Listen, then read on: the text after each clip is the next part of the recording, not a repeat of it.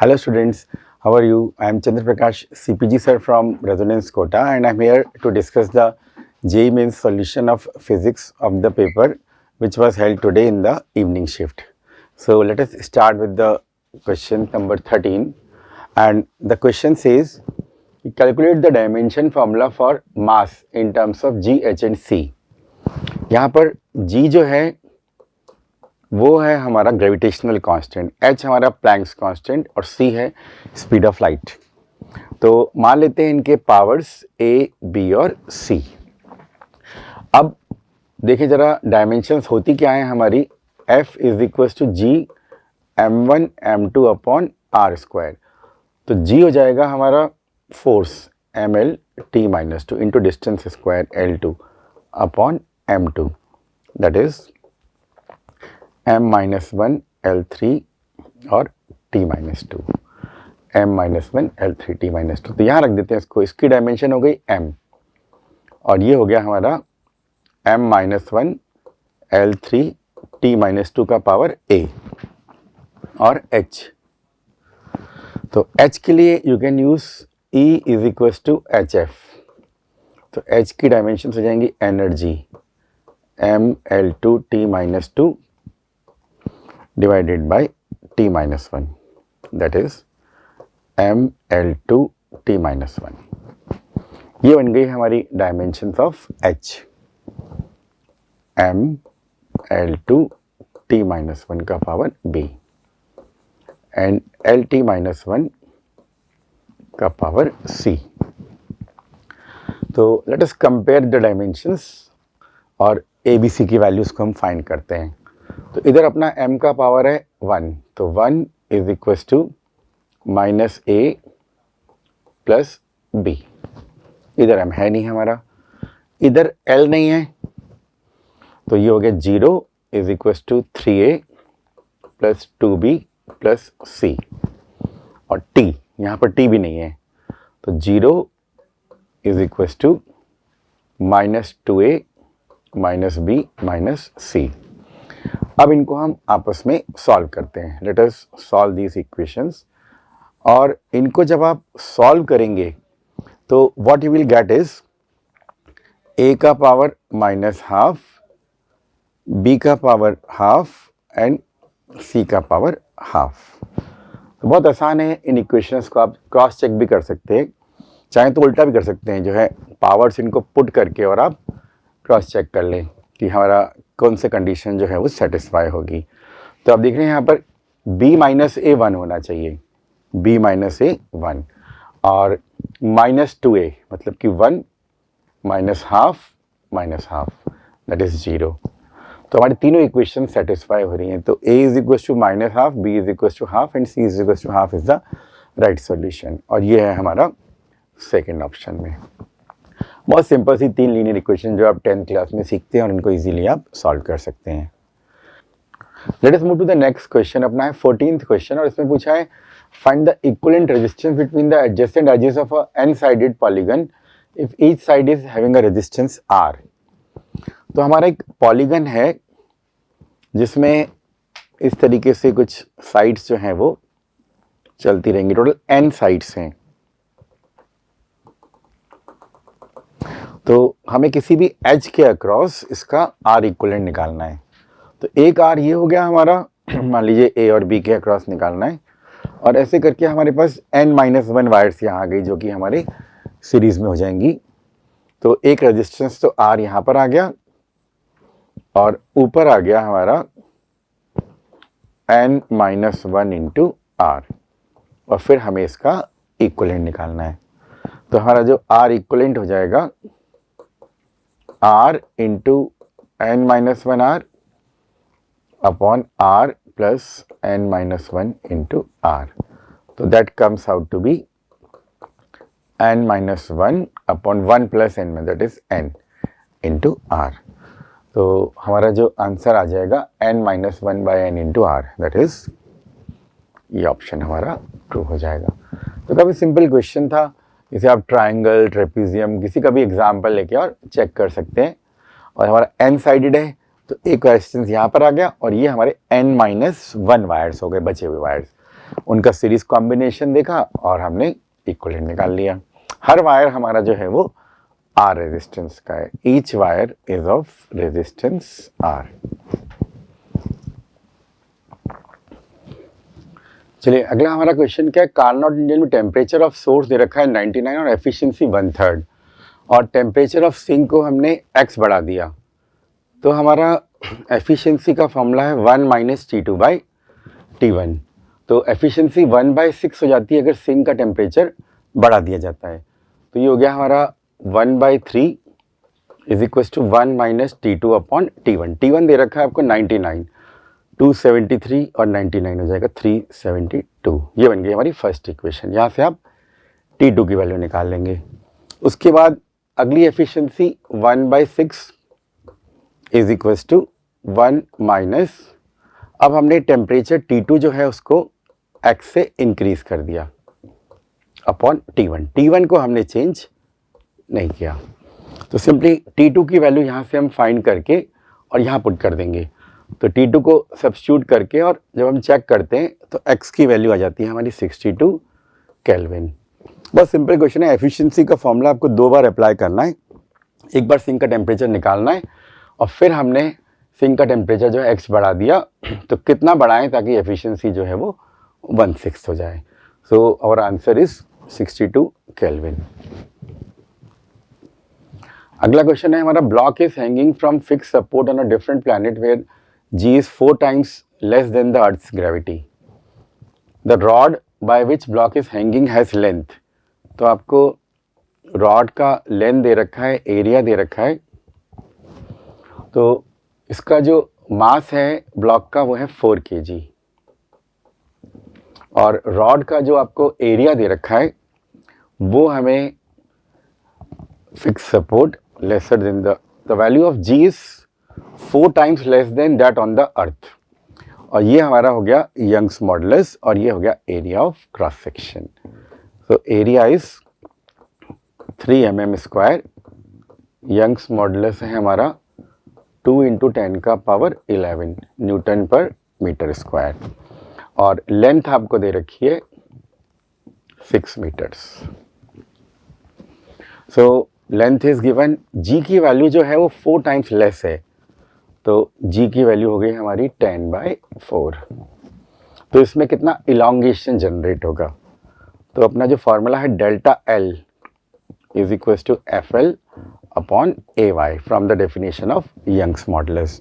तो हम data put कर देते हैं। तो ये हो गया हमारा F हो गया 4 × G, लेंथ हो गई हमारी 6 upon A area 3 × 10⁻⁻6 into y 2 × 10⁻11। जब इसको हम सिंप्लीफाई करते हैं तो ये आ जाता है हमारा, अभी ये मीटर्स में आएगा लेकिन ऑप्शंस हमारे मिलीमीटर्स में हैं। तो इसको जब मिलीमीटर में कन्वर्ट करते हैं तो it comes out to be 0.1 millimetre. तो हमारा जो करेक्ट आंसर है वो है 3rd। अगला क्वेश्चन है हमारा, pressure temperature graph is plotted for 3 ideal gases A, B and C with same density, then temperature of point P will be. तो हमारी जो इक्वेशन होती है PV is equal to nRT या फिर you can use PM is equal to ρRT। तो for 3 ideal gases A, B, C with almost same density, least density varies, then temperature at point P shown in the figure will be। ये P point हमारा कैसा point है जहाँ पर इन्होंने क्या बताया कि प्रेशर की वैल्यू जो है वो 0 हो रही है। बट एक्चुअली गैसेस में अगर हम देखें तो प्रेशर 0 हो नहीं सकता, पॉसिबल नहीं है, क्योंकि प्रेशर 0 होने के लिए हमें टेम्परेचर को 0 करना पड़ेगा in Kelvin,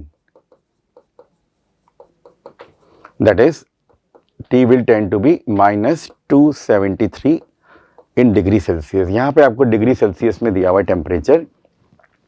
तो at T is equal to -273 degree Celsius जो प्रेशर है वो हमारा क्या हो जाएगा, 0 हो जाएगा इस पॉइंट पर।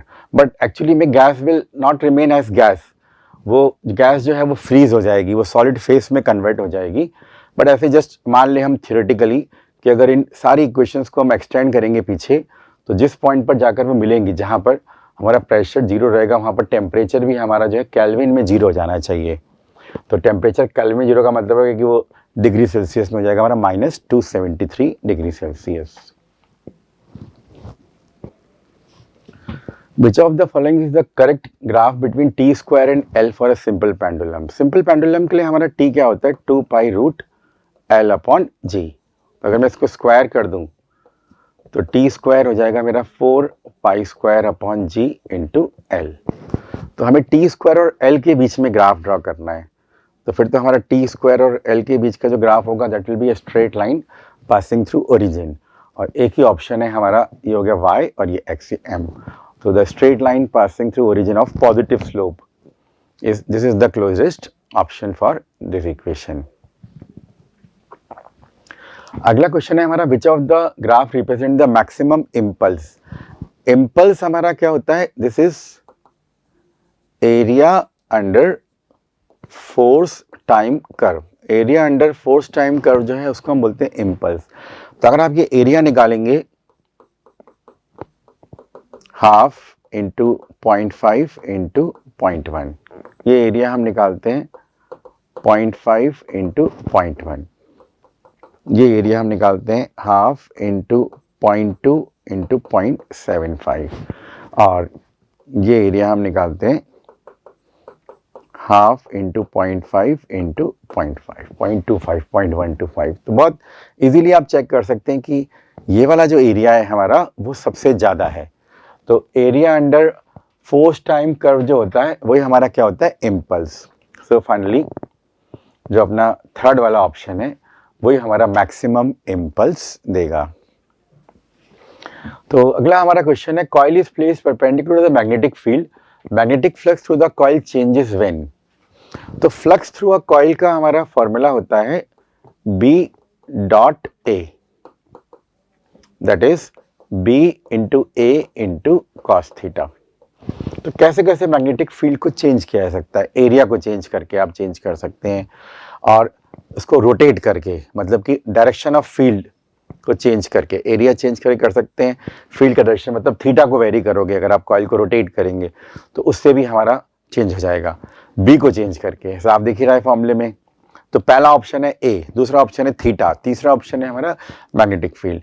तो तीनों को चेंज करने से जो फ्लक्स है उसमें चेंज आएगा। And moving the coil along the field line, तो अगर ये हमारी फील्ड लाइन है और कॉइल को उसी डायरेक्शन में चलाओगे तो फिर उसमें तो क्या होगा, हमारे पास कोई भी क्वांटिटी जो है वो चेंज नहीं होगी। और वैसे भी अगर along the field line coil को चला रहे हो तो एरिया वेक्टर आ गया परपेंडिकुलर, बी और ए के बीच का एंगल 90 डिग्री हो गया, तो फ्लक्स वैसे ही जीरो हो जाएगा हमारा। So the right options are A, B and C, that is third point हमारा जो है उसमें ये हमें तीनों पॉइंट्स दे रखे हैं। अगला क्वेश्चन है हमारा, for a hydrogen like atom whose atomic number is 4, an electron jumps from fourth excited state to second excited state energy level. तो फोर्थ एक्साइटेड स्टेट का मतलब है फिफ्थ लेवल, -13.6, जेड इसका 4 दे रखा है upon 5, and second excited state ये हो जाएगा हमारा E3, -13.6 into 4 square upon 3 square. तो what will be the energy of photon emitted? तो एनर्जी ऑफ फोटोन एमिटेड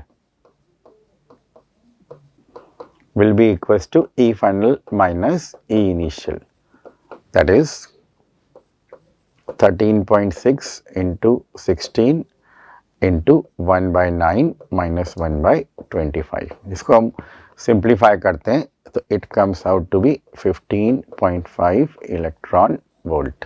तो जो हमारा राइट आंसर है वो है सेकेंड, 15.5 इलेक्ट्रॉन वोल्ट।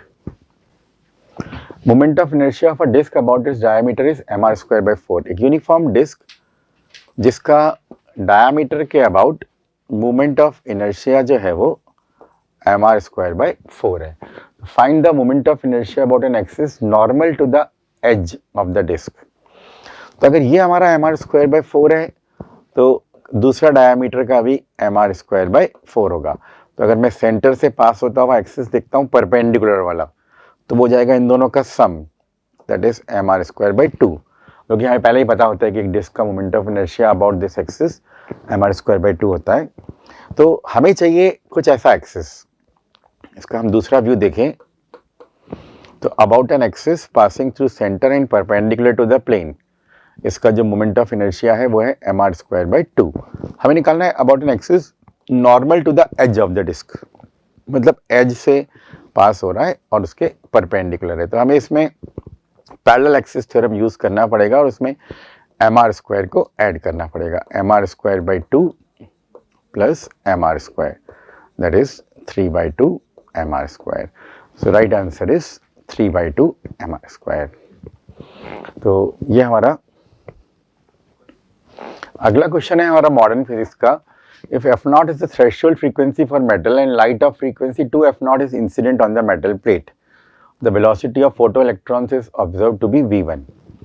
तो हमारा फॉर्मूला होता है hf is equals to w plus kinetic energy maximum. तो ये जरूर मैक्सिमम ही होना चाहिए, उसी की हमें काइनेटिक एनर्जी पता होती है।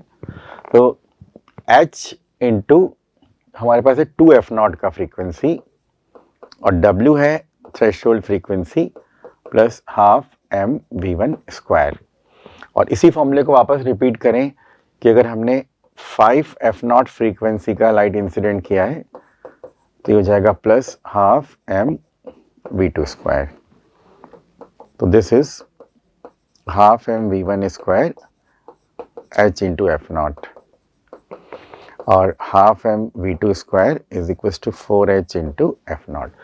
दोनों को डिवाइड कर देते हैं, v1/v2 का whole square is 1/4, so v1/v2 is 1:2। तो अपना राइट आंसर क्या हो जाएगा 1:2। अगला क्वेश्चन हमारा थ्योरी बेस्ड क्वेश्चन है अबाउट जेनर डायोड, जो कि बहुत बार पूछा जा चुका है। तो हमें पता है कि पूरा एनसीईआरटी में भी आपने पढ़ रखा है कि जेनर डायोड को कैसे यूज करते हैं। जेनर डायोड को हमेशा रिवर्स बायस्ड मोड में यूज करते हैं और एज अ वोल्टेज रेगुलेटर। तो Zener diode is always use in the reverse bias mode at as a voltage regulator. तो इसको कभी फॉरवर्ड बायस में हम यूज नहीं करते, वोल्टेज रेगुलेटर के लिए यूज किया जाता है इसको, और दोनों मोड में यूज नहीं करते। It is always use in the reverse bias mode as voltage regulator. तो ये हमारा बिल्कुल थ्योरी बेस्ड फंडामेंटल क्वेश्चन है। तो राइट आंसर इज फर्स्ट। चलिए अगला क्वेश्चन हमारा है इलेक्ट्रोस्टैटिक्स का, और एक क्यूब में से हमें चार्ज एनक्लोज फाइंड करना है। तो इसको मान लेता हूँ कुछ x, y और z डायरेक्शन, और आपको बताया है कि फील्ड का जो डायरेक्शन है वो है आई कैप। तो फील्ड सारी हमारी x डायरेक्शन में है, तो फील्ड लाइंस यहां से एंटर करेंगी और इस फेस से निकल जाएंगी। तो यहां से जो हमारा एंटरिंग होगा, लेकिन ये फेस हमारा है x = 0 पर, yz प्लेन में है। तो x 0 है तो ऑटोमेटिकली यहाँ पर फील्ड ही 0 हो गई। फील्ड 0 हो गई तो इसमें कोई फ्लक्स एंटर नहीं कर पाएगा। अब हम देखें ये वाला फेस, ये फेस हमारा yz प्लेन के पैरेलल है। यहाँ पर x की वैल्यू है a, तो फील्ड की वैल्यू होगी E0 × A। तो इसमें से जो फ्लक्स निकलने वाला है वो हो जाएगा आपका E × area square, area that is area side square. तो ये बन जाएगा आपका E0 × A³। और गॉस थ्योरम के हिसाब से phi = Q enclosed upon ε0। तो Q enclosed हो जाएगा हमारा phi × ε0। तो E0 A³ × ε0। तो ये हो जाएगा 4 × 10⁻⁴ × A³ दैट इज 10⁻⁻2 का क्यूब इंटू ε0, 9 × 10⁻⁻12। तो ये हो गया हमारा 36 × 10⁻⁻6 और 4 -2 और -12, तो 10⁻⁻14 आ गया हमारा। तो 36 × 10⁻⁻14। तो हमें क्या निकालना है x × 10⁻⁻14।